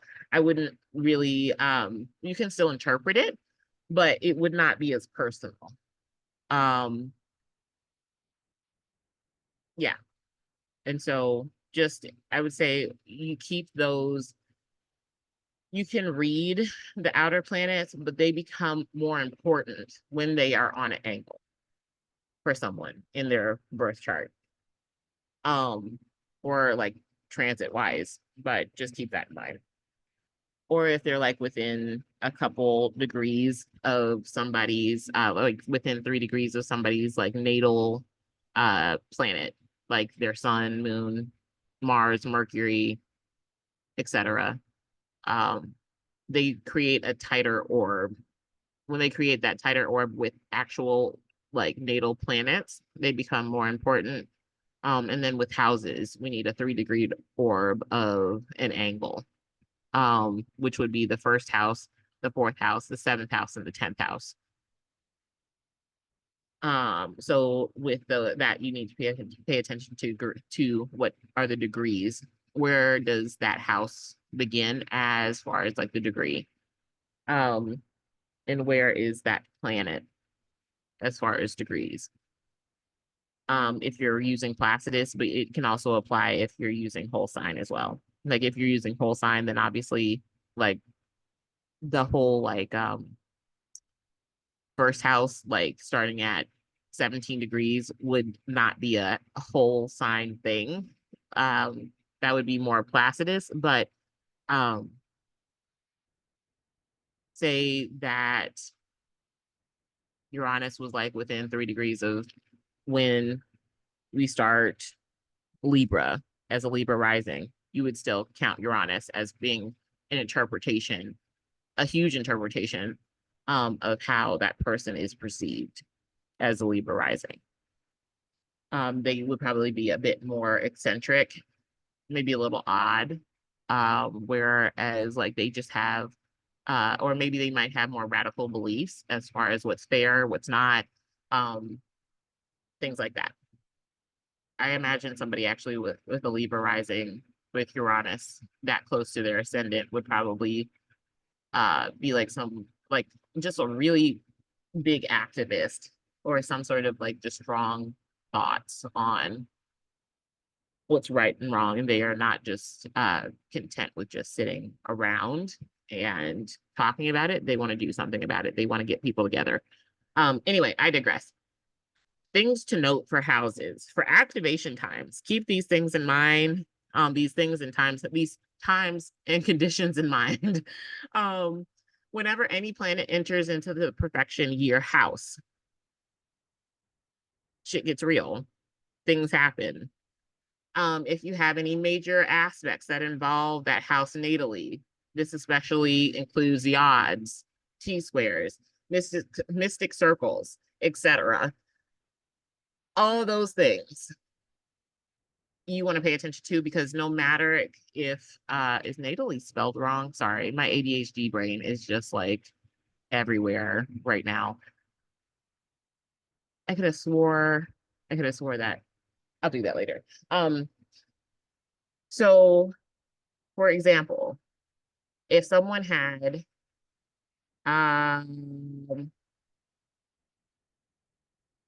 again, I'll use myself as an example. I have a T-square in my fifth house. I'm not in a fifth house year, but if I were, I would want to pay attention to when planets triggered that T-square, because it's automatically going to trigger that perfection house. So even if there's nothing in my fifth house, the fact that transit planets are triggering that T-square and therefore transiting like other planets that create that T-square, that perfection house is going to also be activated. So you want to just pay attention to that time, those times as well. If you have any sort of sextiles, conjunctions, all the things in the natal chart, any kind of aspects in the natal chart that involve that perfection house, anytime that those planets in that perfection house are triggered, that house, those house meanings will be activated. And so you want to pay attention to those times as well. We have for the first house. First house perfection years are about your appearance, physical body, identity, and how you present to others. It's part of your public persona. It's not all of your public persona, but it is a huge part of how you present to other people. We did talk a little bit about this in the beginner course as well, as far as the first house truly being you versus it being your sun sign, but more about that in the beginner course. The second house is perfection year, is mostly about your possessions, self-esteem, income, assistance and helpers, resources, and credit. The third house is communication, trade, siblings, uncles, aunts, cousins, cars, short distance travel, all of those things. It can also be about learning too. Third house, a third house perfection year can also be about that as well. The fourth house is usually about home, whether it be about real estate or the home that you are creating or that you live in or the family that you are trying to create. It can be about the father. It can be about death as well as the past. The fifth house is going to be about risks, romance, dating, hobbies, self-expressions, the things that make you happy, the things that you really love, all that heart space, as well as like the actual physical heart, can be involved in the fifth house year.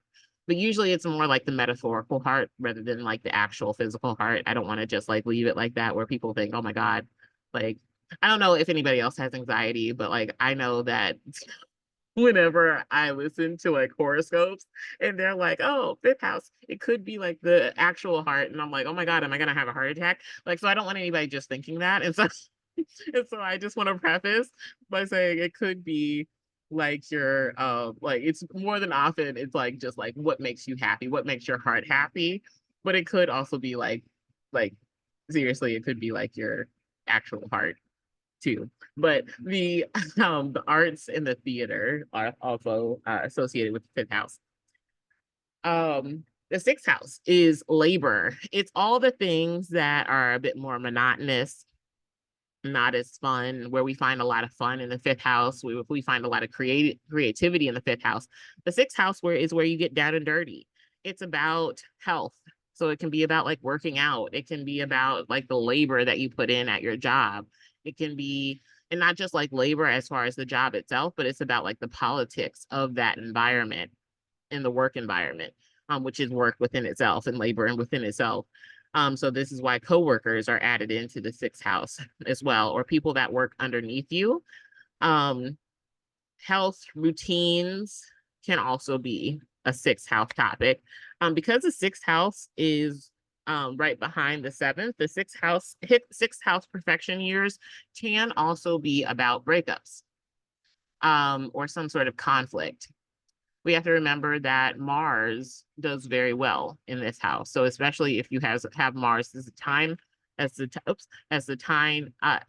time lord in this house, that is a very real possibility that it could bring up either some sort of breakup, or it can just be about like just being very busy, always being on the run, but also needing to manage physical health, and sometimes mental health as well, depending on what transit is happening.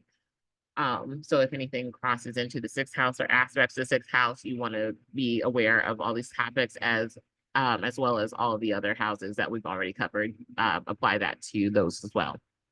Seventh house years are about partnerships. We see a lot of people actually getting married in their seventh house years, or at least getting in a relationship. Because you're usually, this is the seventh house year is when you're 30. Do you see people getting married younger? Yes.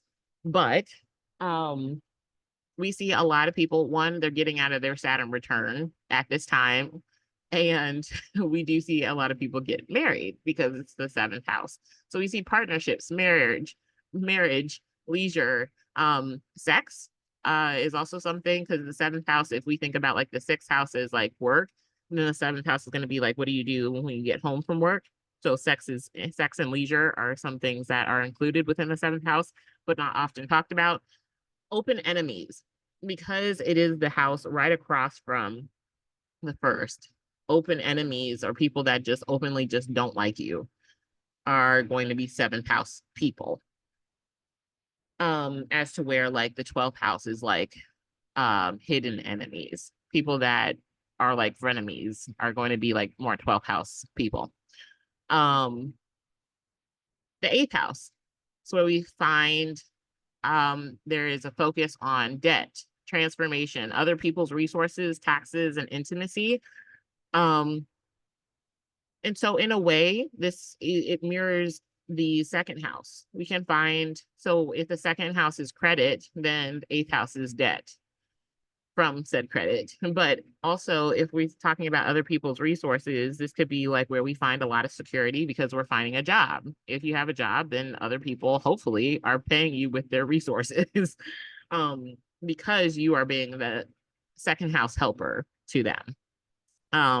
We have taxes and intimacy as well. I always like to remind everyone that while the 7th house might be about marriage can more as far as like the 7th house is more about like the paper that legally binds you together, since it's Libra and it's partially about like just like legal things. But the 8th house is like the vulnerability on multiple levels that really create a marriage between people, whether it is a romantic partnership or a physical partnership, and it's just kind of like casual, or whatever.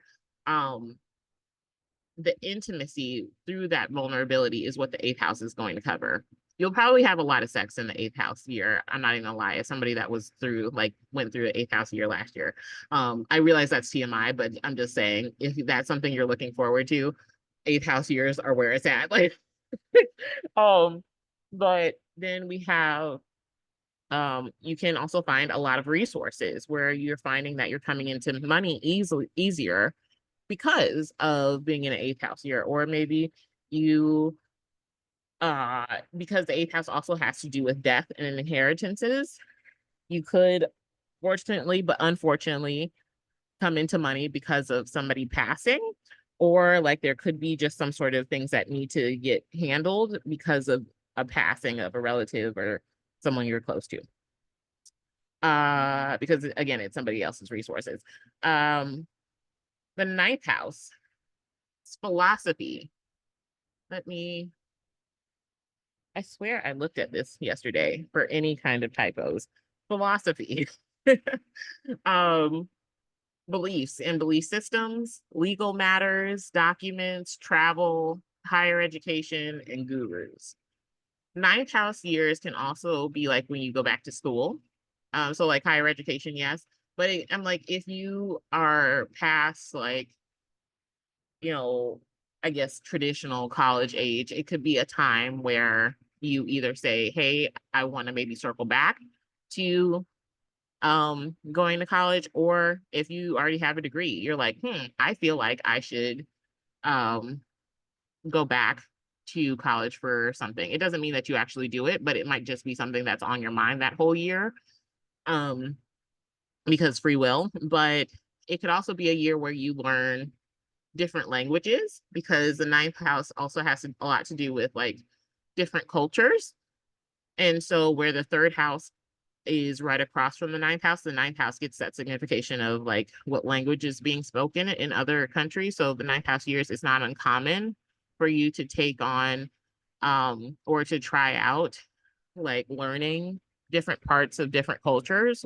And sometimes that's a language, sometimes that might be like doing a lot of traveling to just actually be immersed in different cultures. That could also be something as well. 10th house is about the mother, career, and goals, as well as visibility. The 10th house is the highest point of someone's chart. So when you're in a 10th house perfection year, it is a time, one of a lot of tension, because what's automatically being triggered is, since it's an angle, and I say this as well as if you're in a 1st, 4th, 7th, or 10th house year, automatically all the other angular houses are being triggered. So I say that's why there's a lot of tension in those years, is because it's an angular house. So it's automatically going to trigger the rest of them. And so there is a focus on career and who do you want to show up as in the world? What do you want people to know you for? Um, what do you want to achieve?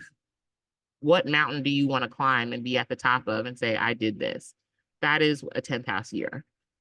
So it doesn't always have to be like in regards to career, but it can be like a goal that you have that you want to achieve, something that wasn't easy, which again brings in that tension.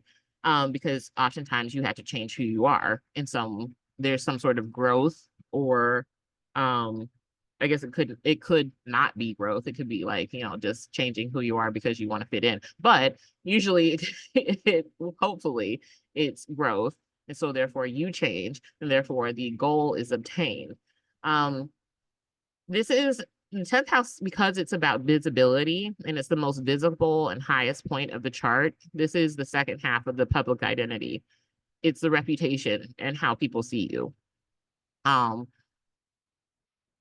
it's also authority figures as well. So that's why the mother is here, but this could also, be like bosses and people in uniform. So it could be like policemen, it could be like anybody that, yeah, has authority over you in some way, shape, or form. The 11th house is going to be friends, allies, or groups and communities. It can be your hopes, dreams. I don't just mean dreams as far as like hopes, dreams, and wishes, like these are the things I want. I do actually mean also like, yes, hopes, dreams, and wishes, yes, like the things that you want to manifest, but also I mean like literal like dreams when you're asleep, and then goals and wishes. The 10th house is like your goals, but it's more so it like they overlap a bit with the 11th house. um I'd say also the 11th house could be like the rewards of those goals, the blessings that come with those goals being achieved from the 10th house. And so maybe I should add that in and then resend this to Alex. Well, actually, no. This is being recorded, so everyone will already know what I'm talking about. um, and then so wishes, the things that you want to manifest, all come in with the 11th house. Then we have the 12th house. We get things like if you're in a 12th house year, this is also the year where you just lose the plot. Most people lose the plot of whatever they are trying to achieve. It's a year where we find a lot of wandering happening, whether it be mental, literal, or whatever. It's isolation. It's a year where we see a lot of isolation, mysticism, endings, obscurity, wandering, far away, unfamiliar places. So it can be a year that's about travel, but it's usually about like going off and traveling by yourself somewhere unfamiliar, away from home. Um, and there is an aspect of danger there because it's unseen. Um, it can be about like self-undoing as well. That's another 12th house thing. And then we see like prisons, psychiatric wards, ashrams, and churches. It doesn't mean that you'll be a resident of these places, but it can mean like you visit or you're working there. Hopefully, you're not in any of these places. I mean, if you want to be, then, different strokes for different folks, but that is the 12th house. So we got 2 minutes. Any questions before I go through some demos, and then I will give homework, and then we can be out of here.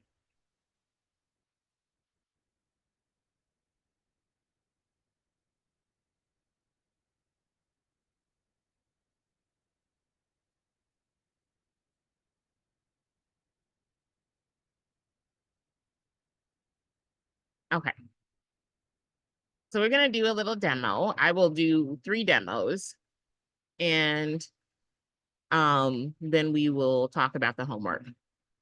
So this is how you would interpret, because essentially what I'm going to have you do um for homework is to interpret either yours.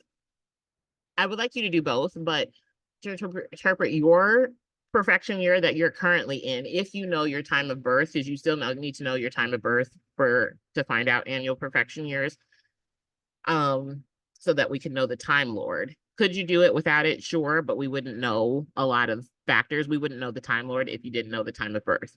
Um, but I will break down how you go about interpreting something like this.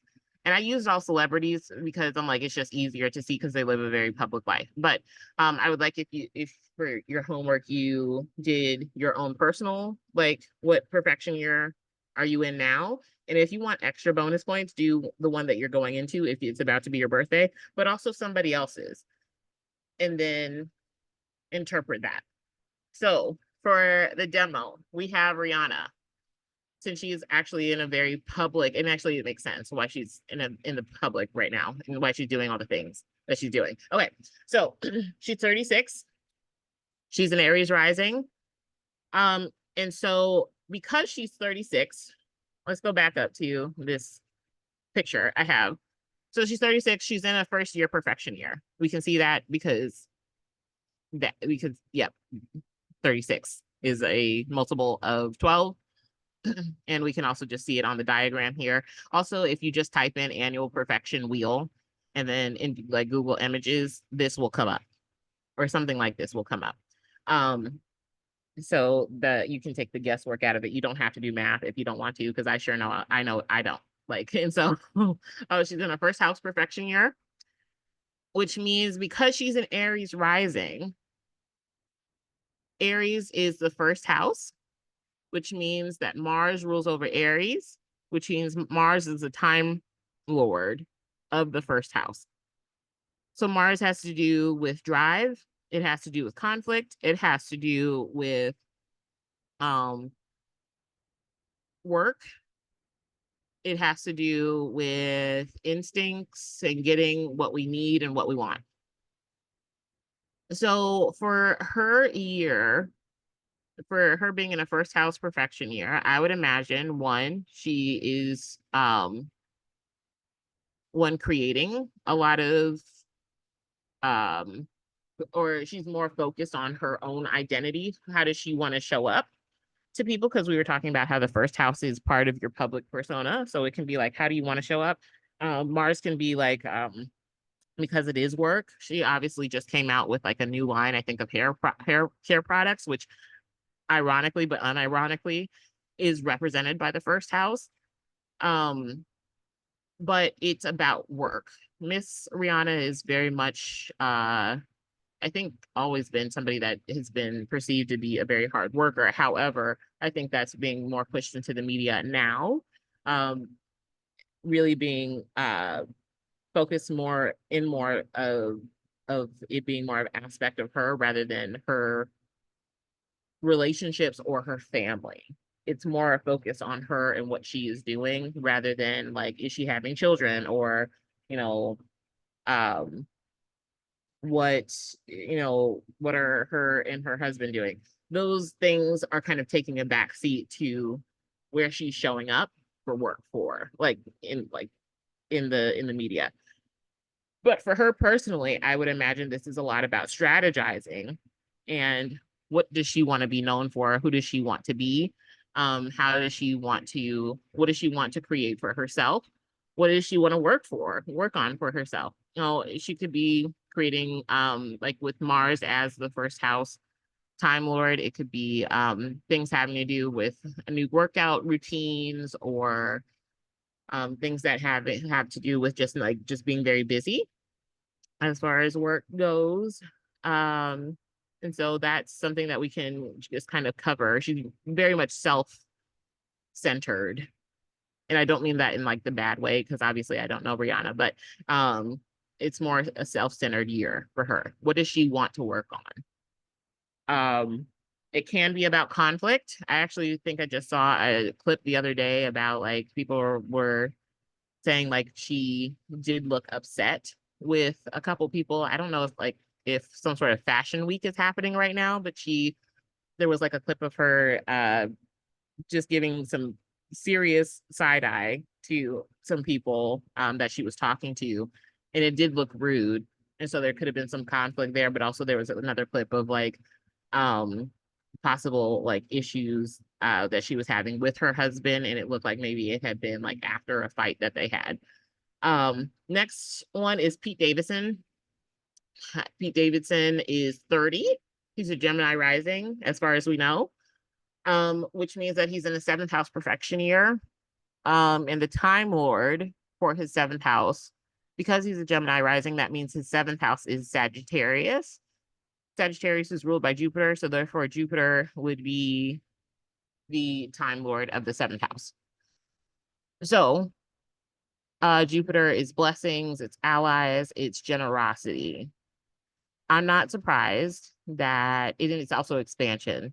I'm not surprised that he's in a new relationship with the actress that plays Daphne on Bridgerton. On Bridgerton, he's in that new relationship, and so that is actually a perfect representation right there. It's a year where he is focusing on relationships, um, and possibly relationships with very influential people or people that are seen as very um that have a really good standing in the eyes of others, um, are very popular partners, so to speak. Then lastly, we have Miss Celine Dion. She's 56. She's a Leo rising. Because she's 56, she's in an eighth house perfection year, which means because she's a Leo rising, this is the way I do it. You can do your math any way you want to, but I always think about it. So if she's a Leo rising, then that means the sign right across from her at the seventh house is going to be Aquarius, which takes the eighth house up to um Pisces. There we go. I blanked out for a second. So the traditional ruler of Pisces would be Jupiter.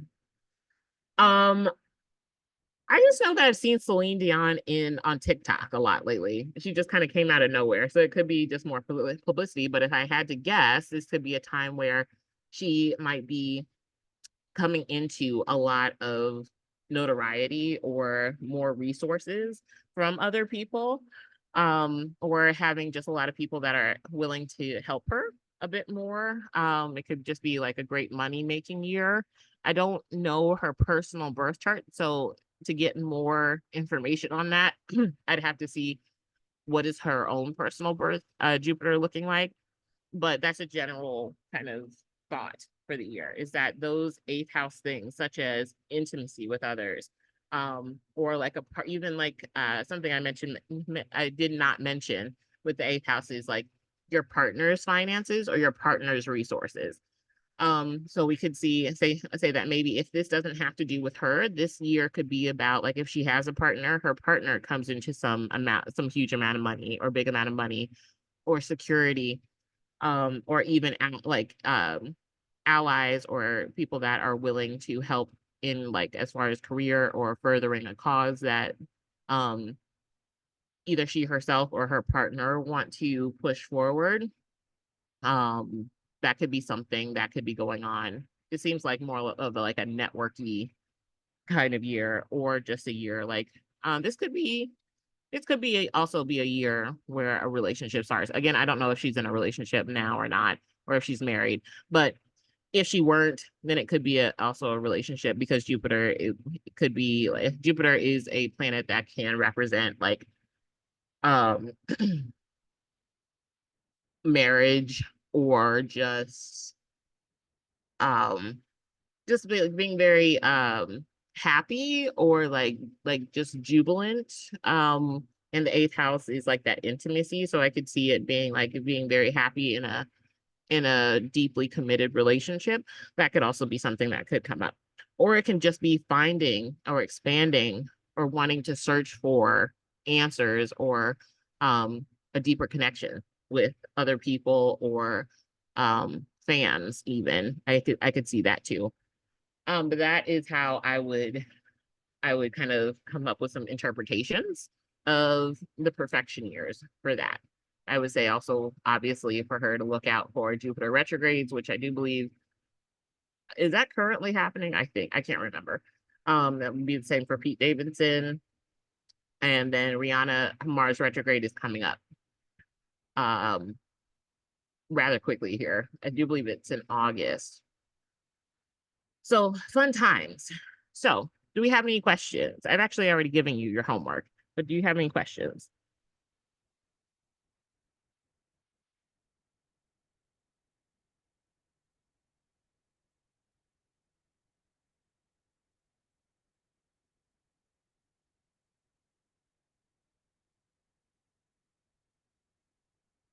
Okay. All right. Well, thank you everyone for coming to class today. Um, Feel free, Alex will get this, and then if you need to go back over it again, definitely do that. Um, we'll also have the recordings up. Yeah, no problem. We'll have the recordings up for both lessons. And yeah, if you have any difficulties, let me know. Um, yeah, and I will see. I promise that the next hiatus, like that they're like not the next hiatus, Jesus. I promise that we won't have to wait 2 months. I promise that we won't have a hiatus.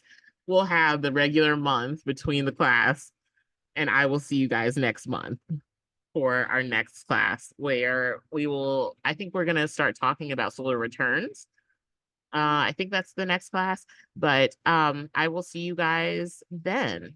So thank you guys for coming and have a great night.